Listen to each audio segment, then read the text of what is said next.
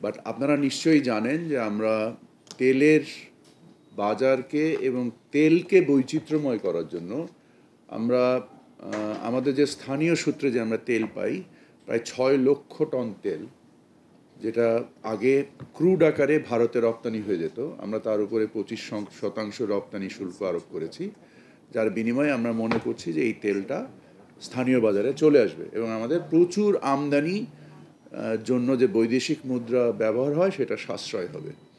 এটা দীর্ঘমেয়াদে আমাদের এই উপকারটা আসবে, কারণ আমাদের এখানে কিছু কিছু এখনও পরিশোধন সক্ষমতা 100% নাই, আমরা অ্যাবাউট 50%-এর মতো পরিশোধন সক্ষমতা আছে এবং আমরা আশা করি যে এই পরিশোধন সক্ষমতা বৃদ্ধি পাবে, সাথে সাথে বাজারের বৈচিত্র্যও বাড়বে।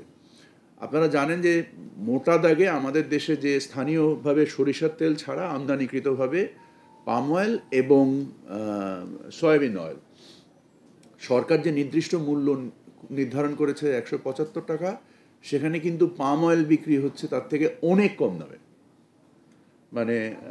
মানে আমার তথ্য যদি ভুল না হয়ে থাকে তাহলে 150 টাকা না 160 টাকা এরকম একটা প্রাইসে, মানে তাৎপর্যপূর্ণভাবে কম দামে বিক্রি হচ্ছে। সো যেটাও সয়াবিনের তেলের যে চাহিদা এটা কিছুটা অফসেট করতে সাহায্য করছে, কিছুটা পূরণ করতে সাহায্য করছে। আর সয়াবিন তেলের যে আমদানি পরিমাণ, যেটা আপনি নিজেই উল্লেখ করলেন যে আমাদের যে প্রয়োজন তার থেকে প্রায় লক্ষাধিক টন অতিরিক্ত তেল আমদানি হয়েছে।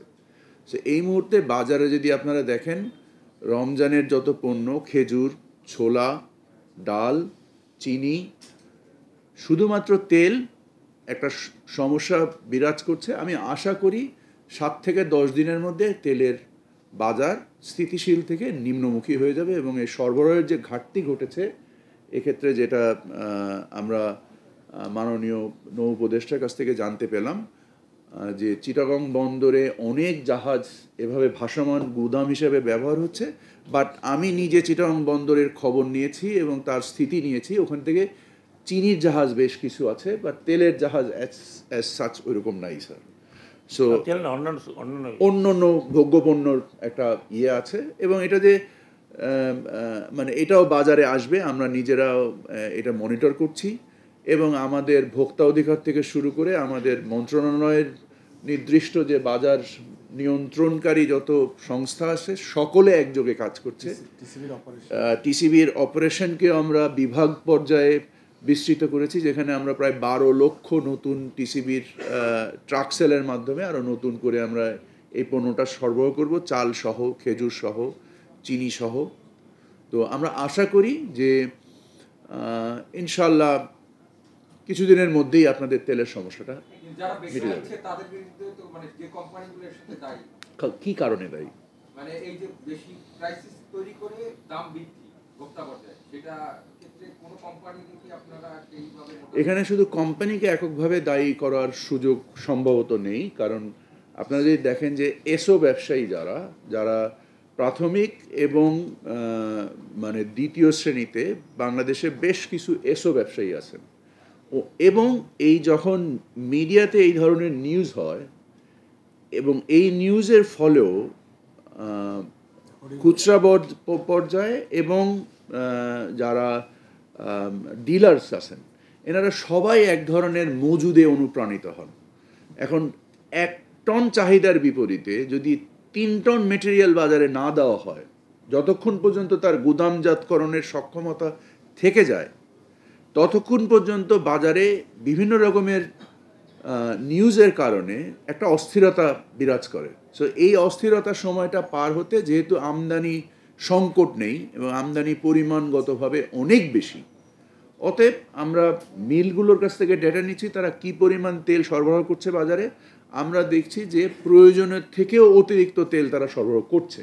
আমরা একদম আমাদের ভোক্তা অধিকারের লোক পাঠিয়ে, আমাদের কাস্টমসের লোক পাঠিয়ে আমরা ডেটা সংগ্রহ করে দেখছি যে প্রয়োজন থেকে অতিরিক্ত তেল বাজারে সরবরাহ হচ্ছে। কিন্তু এই যে মজুদের যে ঘটনাটা ঘটছে, এই ব্যাপারে আপনারা আপনাদের অনুসন্ধানী সাংবাদিকতার মাধ্যমে জিনিসটাকে প্রকাশিত করবেন এবং আমরা সেই তদ অনুযায়ী ব্যবস্থা নিব ইনশাআল্লাহ।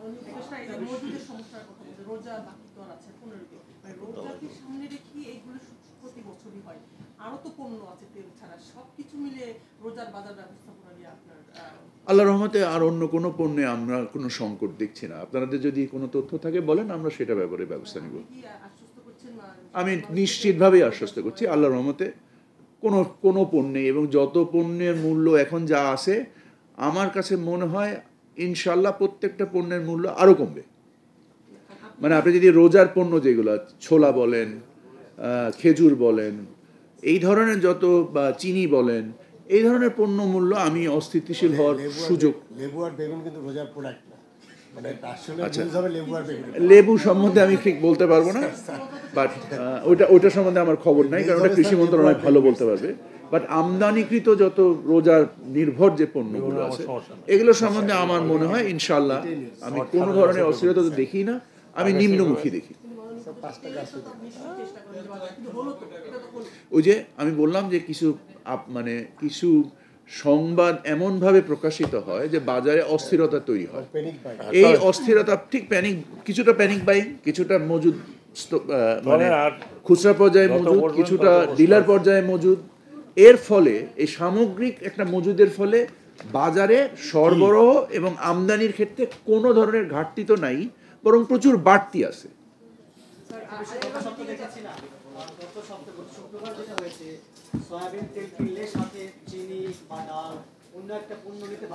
আমরা এই জিনিসটা রিপোর্টেড হয়েছি, আমরা তদ অনুযায়ী ব্যবস্থা নিয়েছি। আমরা প্রতিষ্ঠানগুলোতে অলরেডি আমাদের লোক পাঠিয়েছি, এবং কিছু জায়গায় আমরা স্বীকৃতি, কিছু জায়গায় অস্বীকৃতি, আমরা দুটোই পেয়েছি।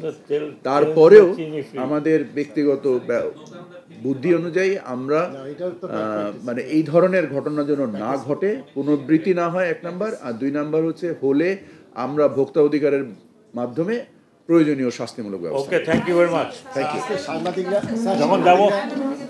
আসছে স্যার, এক টিকিটে 2 মুভি দেখে কিন্তু কালকে 5-12.5 ঘন্টা কইছিল। আপনি এটার মধ্যে এই হনুমানতে শিবের গীত ঢুকাই দিলেন স্যার, এক টিকিটে 2 মুভি স্যার। আপনাকে পাওয়া যায় না তো? স্যারের কাছে জিজ্ঞেস করেন। আপনাকে তো সবসময় পাওয়া যায় না।